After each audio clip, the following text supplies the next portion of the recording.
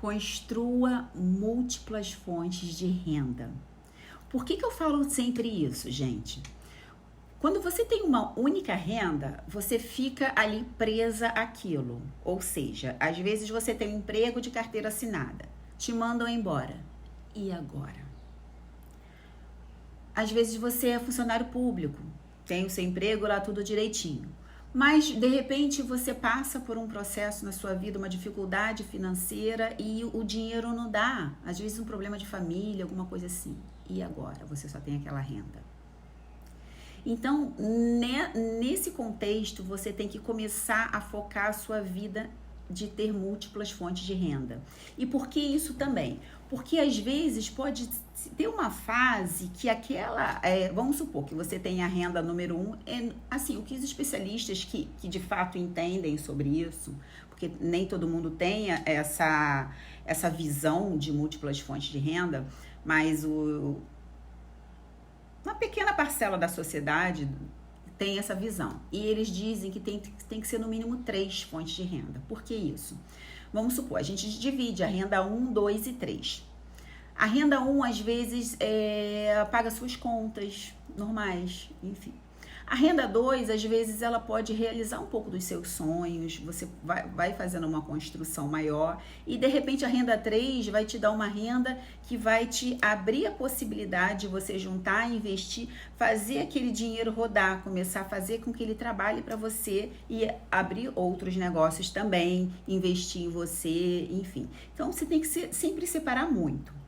E por que eu tô gravando esse vídeo hoje? Porque eu achei, assim, eu já tinha esse conceito, né, de múltiplas fontes de renda, quer dizer, não tive sempre, deve ter uns 3 anos mais ou menos que eu comecei a entender isso, e quando eu entrei pro empreendedorismo, porque antes eu achava que só uma matrícula pública estava bom, era esse o conceito que eu tinha de vida, e depois que eu fui pro empreendedorismo eu vi que não, que a gente precisava ir além, e comecei a entender, comecei a ler, pesquisar, ler sobre o assunto e buscar livros que falem sobre isso e conversar com pessoas que falam sobre isso. Porque quando você começa a se conectar com pessoas que têm visão semelhante, você vai abrindo mais a sua mente para esse contexto. E eu achei muito interessante, por ser da área de saúde, por ser enfermeira, eu tenho, obviamente, muitos amigos enfermeiros. E esses dias, gente, por isso que eu tô contando isso pra vocês hoje, eu encontrei uma amiga minha da faculdade, enfermeira também e tal, e a gente ficou batendo papo, enfim. E eu fiquei tão feliz, por quê? Na época que eu a conhecia na faculdade, ela era bem maluquinha, sabe? Tipo, deixa a vida me levar, a vida leva eu, enfim, sempre foi assim. E aí depois, agora eu encontrei com ela, depois de muitos anos sem se ver, e a gente começou a conversar. Ela trabalha na enfermagem, sim, mas de uma forma um pouco diferente. Ela não trabalha na assistência. Ela tem um emprego que paga ela muito bem na enfermagem, mas não é na assistência. A enfermagem tem isso, tá, gente? Tem várias vertentes. Você pode trabalhar com várias coisas sendo enfermeira. E ela, enfim, ela ganha bem. E o que ela está fazendo? Ela começou a entender esse conceito de múltiplas fontes de renda e esse conceito de você ter uma renda passiva, uma renda residual. O que é uma renda passiva? É aquela renda que não depende de você estar ali presente trabalhando para ela entrar na sua vida. Você não precisa acordar cedo todo dia para aquele dinheiro entrar. Só que, óbvio, para você construir essa renda passiva, você tem que ter um trabalho anterior. E é por isso que é legal você começar a focar nisso. E o que essa minha amiga enfermeira está fazendo? Ela simplesmente está construindo, reformando casas. Ela compra casa em regiões assim mais baratas e acaba pegando um bom preço, né? Ela reforma a casa toda. Ela coloca, eu fiquei tão feliz, ela coloca assim, dentro da casa, um ambiente totalmente diferente do que as pessoas daquela comunidade encontraria. Ou seja, ela bota no piso, bota porcelanato, não tem essa coisa assim, é para alugar mesmo, vou botar qualquer coisa. Não, ela bota um negócio bonitinho. E o que acontece? Ainda durante a obra, ela falou que já tem sempre gente já querendo alugar, ela nunca fica sem casa alugada.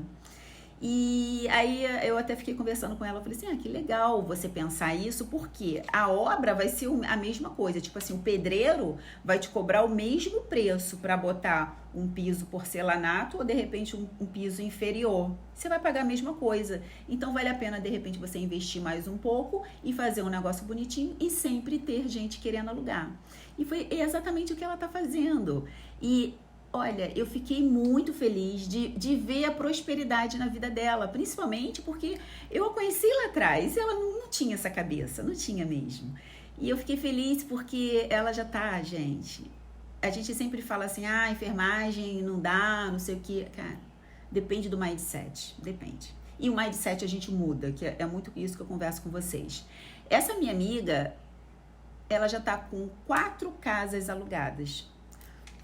Tudo em bairros que as pessoas sempre buscam mesmo para alugar. Isso foi muito legal ela ter me falado isso, porque eu me lembrei de uma época que eu trabalhava em berçário, então tinha uma época que eu ficava com as crianças à noite em casa para ajudar, enfim, tem algumas famílias que levam às vezes a berçarista para casa para ajudar, porque a criança acorda à noite, enfim, para ajudar mesmo. E teve uma época que eu fiquei com 2 gêmeas. E o pai dessas crianças, ele era economista. E ele é uma pessoa assim, sabe? Ele batia um papo comigo à noite, era muito legal. Ele me ensinava muita coisa, eu era muito novinha na época e ele me dava muitas dicas. E tiveram algumas dicas dele que eu nunca mais esqueci, que eu levo para a vida. E ele falava exatamente isso. Ele falava muito comigo de investimentos, de renda passiva. E ele dizia que legal de investir em imóvel, que vale a pena você investir no imóvel para a população baixa renda. Por quê? Principalmente para quem está começando. Claro que quando você estiver lá no topo, puder investir em alta renda, tudo bem. Mas ele me dizia nessa época que baixa renda, eles sempre vão precisar alugar. Então você vai investir um valor menor, claro que sempre cuidando de registro, evita locais de posse, porque assim, é o tipo da coisa que você vai ter uma vantagem agora para ter um problema lá no futuro. Então, evita a posse, faz tudo direitinho, tudo regularizado. E ele me dizia isso, que você aluga pequenas, você tendo imóveis pequenos, mas você vai ter várias fontes de renda, entendeu?